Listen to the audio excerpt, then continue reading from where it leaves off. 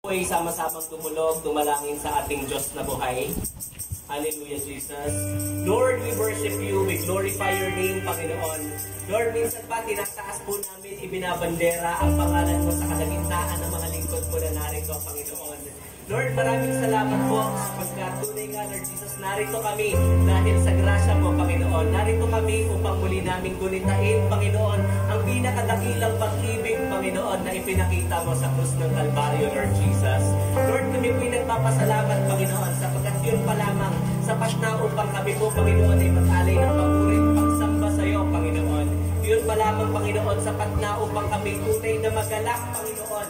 Kami po ay sumaya, Panginoon, magkaroon ng ibayong sigla at kalakasan upang itaas ang pangalan mo, dakilang Diyos.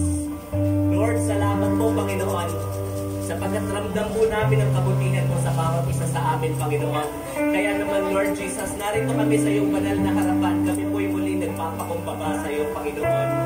Lord, ang aming pong dalangin, patuloy mo pong siya sa atin ang buhay ng bawat isa sa amin, Panginoon. Lord, sa mga oras pong ito, hayaan mo po na ikaw ang siyang patuloy na kumilos sa bawat isa, Lord Jesus. Lord, linisin mo po kami ng iyong dugo na nabuhos sa krus ng Kalbaryo, Lord Jesus. Nang sa gayon, anumang po, Panginoon, mga bagay na humahadlang, Panginoon, anumang batik ng karumihan, Panginoon, na nakikita mo sa amin na magiging hadlang sa amin pong pagpupuri sa iyo, Panginoon. Lahat ng ito ay malinis, Panginoon. Lahat ng ito ay maalis, Lord Jesus. Nang sa gayon, magkaroon po kami ng kalayaan na umawit sa iyo, Lord God. Pagtaas ng aming mga kamay sa iyo, Panginoon, at buong pusong ialay ang aming mga sarili sa pamamagitan ng aming mga awitin at panalangin, Lord God. Lord, sa mga oras po ito, patuloy po namin inaanyayahan ng iyong Santong Espiritong Banal, Panginoon. Lord, let your Holy Spirit work sa lugar na ito, Panginoon. Amang banal ang aming pong dalangin ay puspusin mo ang apat na sulok ng bahay panambahang ito ng iyong Santong Espiritong Banal, Lord Jesus. Lord, maramdaman ka po namin sa amin pong mga awitan, Lord God. Hayaan mo pong marinig namin ang mga mensahe ng awitin mo, Panginoon. Hayaan mo pong kausapin mo po kami sa pamamagitan ng mga awitin mo, Lord Jesus, na amin pong aawitin para sa iyo lamang, dakilang Diyos. Lord, pupurihin ka namin ng buong puso, Lord God. Hayaan mo po, Panginoon, na maging masamyong handog sa iyong harapan ng aming mga awitin, Lord God. Purihin ka, Lord Jesus. Luwalhatiin ang pangalan mo, Panginoon, sa pangalan ni Jesus. Amen and amen. Tayo po umawit sa ating Diyos.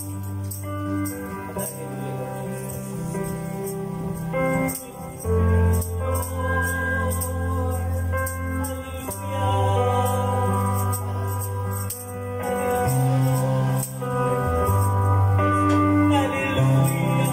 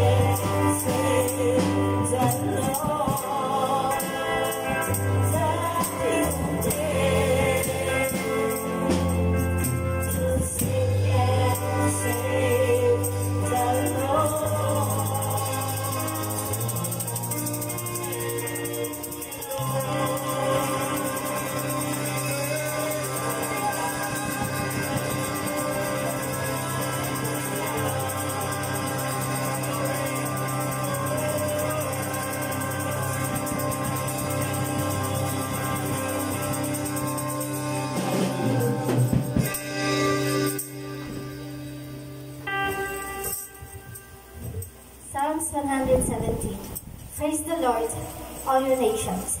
Extol him, all you peoples. For great is his love toward us, and the faithfulness of the Lord endures forever. To God be the glory. Amen. Praise God. Buhay ang ating Diyos. Amen. Amen.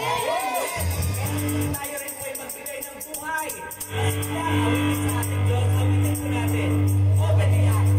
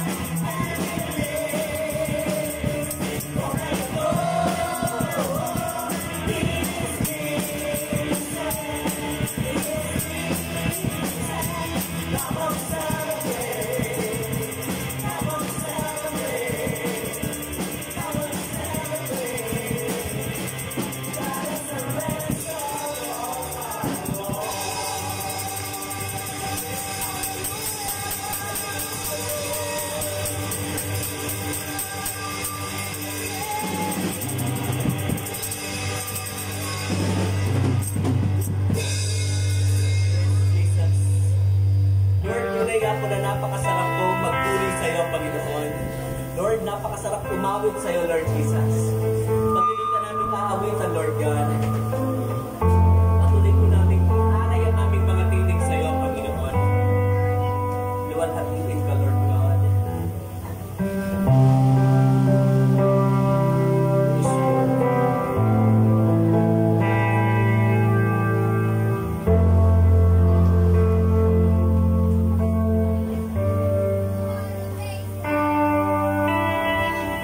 What a peace that goes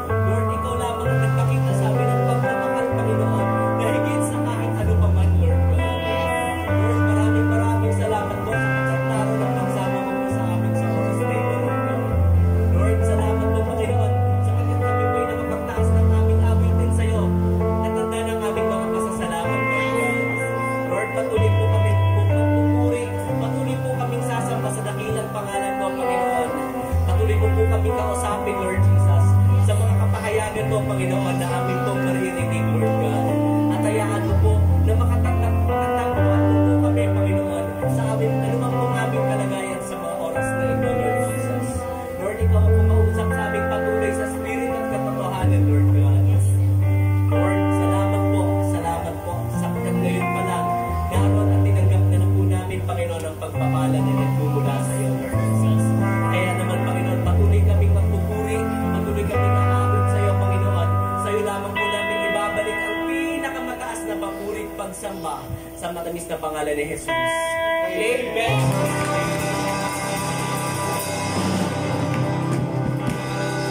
Sige mo, tayo po'y magbatian, tayo pagkamayan habang tayo po'y umaawit. I love to be in your presence.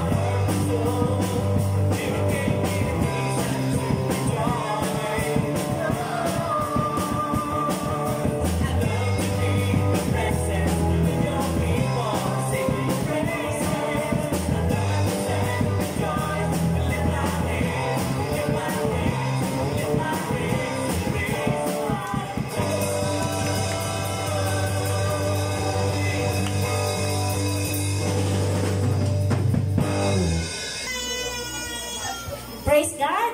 Mapagpalang hapon sa ating lahat. Mukhang Biyernes Santo ang atmosphere. Biyernes Santo dahil sa init, wala itong init na to. Grabe. Palakpakan natin ang Panginoon. Yan, so, totoo naman po na namatay talaga si Jesus. Pero hindi tapos na eh. 2,000 years ago, tapos na. Amen po ba? So, ginugunita na lang natin. Pag sinabing ginugunita, ano pa ba sa ibang word? Inaalala? Oo. Parang birthday, tapos na diba? Once lang, diba? So, isinicelebrate. Kasi ito yung pinakamagandang nangyari sa buhay ng tao. Yung etong pagkamatay at muling pagkabuhay ng ating Panginoon. Ito yung pinakamagandang nangyari sa taong nanampalataya sa ginawa ni Jesus. Amen po? So, medyo may kalungkutan man tayo kasi dun sa ating in-invite, mga inimbitahan sa paligid ay hindi nag-response, pero naniniwala naman tayo na may pagkilos ang Diyos sa puso nila. Amen po? Kasi kahapon nag-ikot tayo. Namigay tayo ng mga paanyaya na mayroong gawain dito para sa pag-alaala. Yun, nakita niyo yun sa ating group.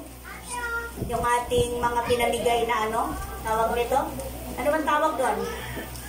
Trunks distribution ba yun? Ano ba? Invitation ba yun?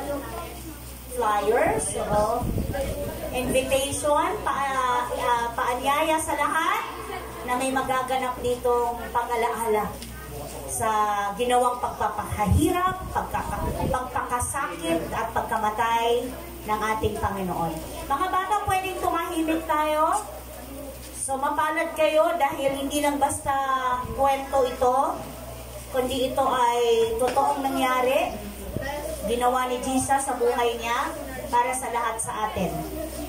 Kaya, parang masyadong sumasabay sa init yung So, pray tayo mga bata. Pray tayo mga anak ng Diyos. Manalangin tayo para doon sa... Handa na po ba yung nakatoka or ibinigyan ng privilege number 1 hanggang 7 sa unang wika hanggang 7 wika? Ha? Balik na rin natin. Andito ba lahat? nandito tayong lahat. Yung mga nabigyan. Okay?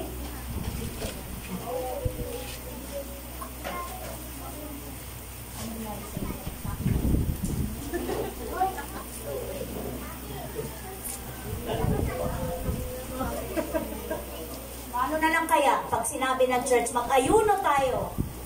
Walang kain, 40 nights and 40 days.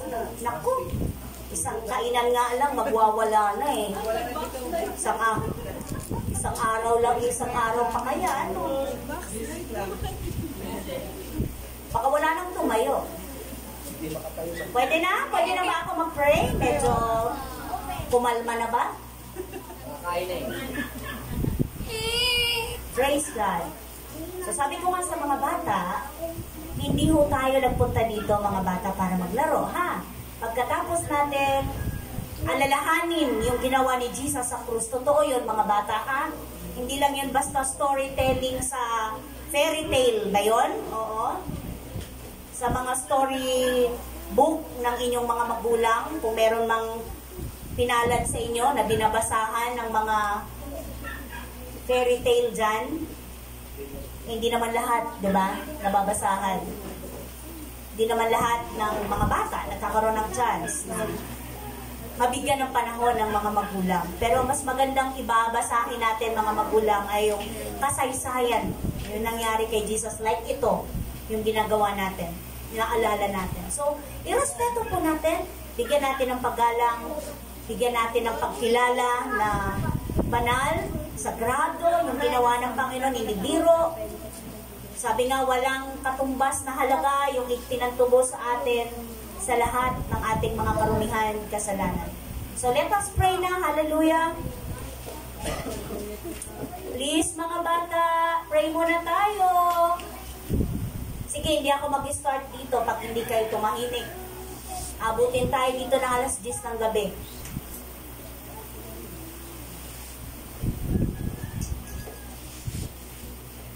Pwede po ba? Mga boys, kayo itong mga medyo super, hyper. Pwede tumahimik mo na? Okay. Manalangin tayo. Yuko lang, hindi ko sinasabing pumikit kayo. Kahit yuko lang, okay na yon. At higit sa lahat, tumahimik. Walang magkukurutan, walang magkukulitan. Kasi nagpe-pray tayo sa ating makapangyarihang Diyos. Okay ba yon? Let us pray. Hallelujah. Amang banal na makapangyarihan sa lahat, sa pangalan po ng iyong anak na si Jesus na siyang dahilan kung bakit nagtitipon kami ngayon upang alalahanin muli ang ginawa ng Panginoong Jesus sa krus ng Kalbaryo para sa aming mga kasalanan. Kami ay lumalapit sa inyo patuloy sa oras na ito. Nagpapasalamat po kami sa kalayaan na muling alalahanin ang ginawa mo, Panginoon, sa krus ng Kalbaryo. Nawa ito ay, ang dulot nito sa buhay namin, ay higit pa naming pahalagahan, higit ka naming panampalatayanan, higit pa kaming maniwala na makapangyarihan kang Diyos at buhay at may kakayahan kang iligtas ang sinuman na manampalataya sa ginawa mo, Panginoon.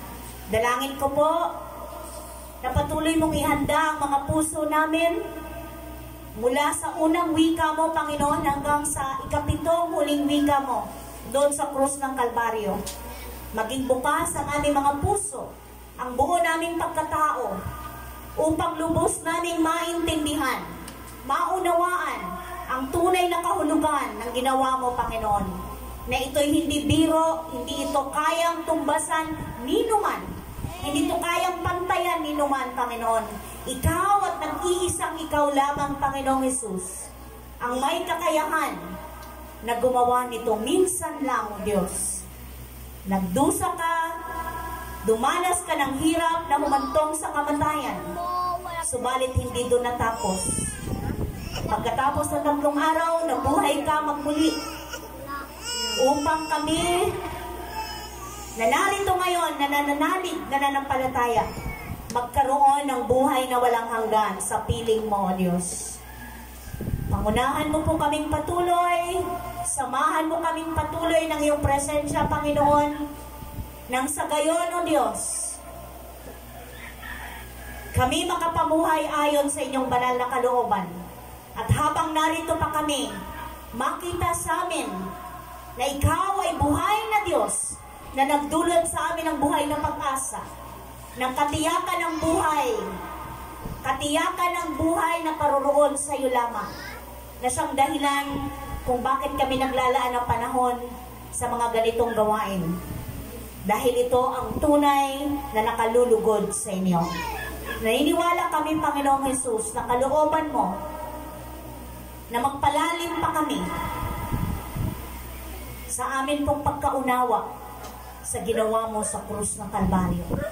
Bagamat ito hindi una na ginawa namin, naniniwala kami na laging may sariwang kapahayagan ang iyong mga huling wika, Panginoon, sa krus ng Kalbaryo. Gamitin mo po ang iyong mga lingkod, ang iyong mga anak na naatasan upang muling bigkasin ang mga huling wika mo doon sa krus ng Kalbaryo, O Diyos. Upang ang bawat isa ay muling mapaalalahanan kung gaano mo kami kamahal, O Diyos. Kung gaano kahalaga ang ginawa mo, na inalay mo ang iyong buhay para sa aming lahat. At tunay, Lord, na ito ay may epekto o may bisa sa lahat ng tao, lalo tigit sa mga taong totohanan na lumalapit sa inyo. Maraming salamat.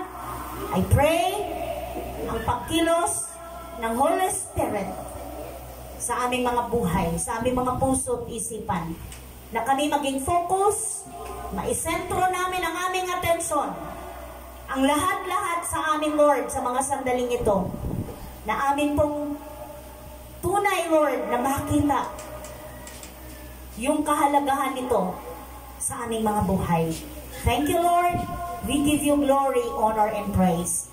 Aming sinasaway at hindi namin pinapayagan in Jesus' name ang lahat ng gawa ng kadiliman sa lahat ng kanyang mga pang-iistorbo, panggugulo, panlilinlang, mga kasinungalingan, pagdududa sa pangalan ni Jesus. Hindi namin pinapayagan.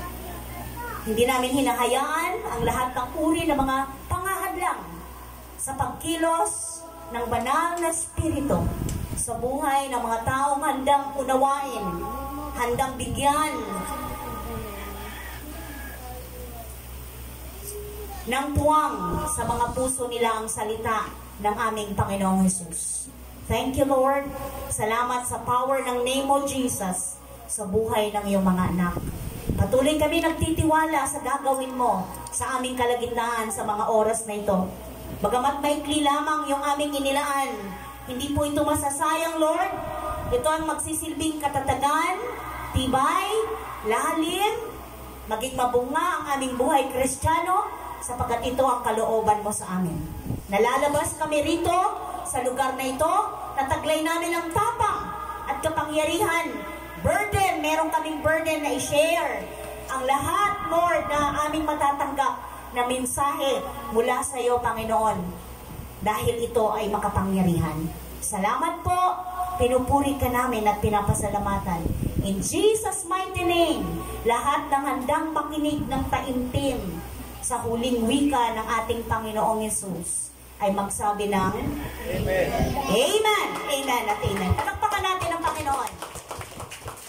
Praise God. Okay, so doon na tayo pupunta sa unang wika ng ating Panginoon. So wala pong maingay. Muli ha, walang maingay. So yung magsasalita dito, remind ko lang, 1st, 2nd, 3rd, 4th, hanggang 7, pag may narinig kayong maingay, magulo, tumigil kayo. Di ba, abutin tayo ng 8, 9, 10, at least naiintindihan ng lahat. Amen po? Kasi makakasanayan po natin yan. Kahit saan tayo magpunta, ganito tayo. So wala na tayong pipiliing lugar. Nandito tayo dahil naniniwala tayo na kasama natin ang Diyos. Amen po? Amen. Amen po ba? Amen. Ganyan pa tayo pagkasama natin si Jesus? Magugulo tayo? Baka sinag pa lang, baka reflection pa lang ng ng Lord. Hindi na tayo makakapagsalita, mauutal ka na. So dito pa lang, i-practice nyo na. Amen po? Okay, so quiet lang ha, makinig. Kayong mga bata, napaka-bless ninyo. Hindi lahat ng bata nagkakaroon ng chance na makarinig ng 7 huling wika ng ating Panginoon. So, sa mga mura yung edad, magtatanong siguro kayo, ano ba yun? Ano ba yun? So, ito dito, masasagot, ay yung pala yung unang wika ni Jesus. Yung pala yung pangalawa. Yung pala ibig sabihin nun. Ngayon, makukwento nyo yun sa inyong mga magulang. Kung magugulo kayo at naglalaro lang kayo dyan, wala kayong maikukwentong maganda sa inyong mga magulang pag-uwi ninyo. Nagkakaintindihan po ba? Okay, so wala akong maririnig na ingay ha. Titigil ang magsasalita dito pag kayo ay maingay. Okay, so huwag kayong mahiya sa amin. Mahiya kayo kay Jesus, sa Lord. Sige po, sino pong nakatoka sa unang wika? Sige po, palakpakan natin si Jesus sa buhay ni Brother Pao.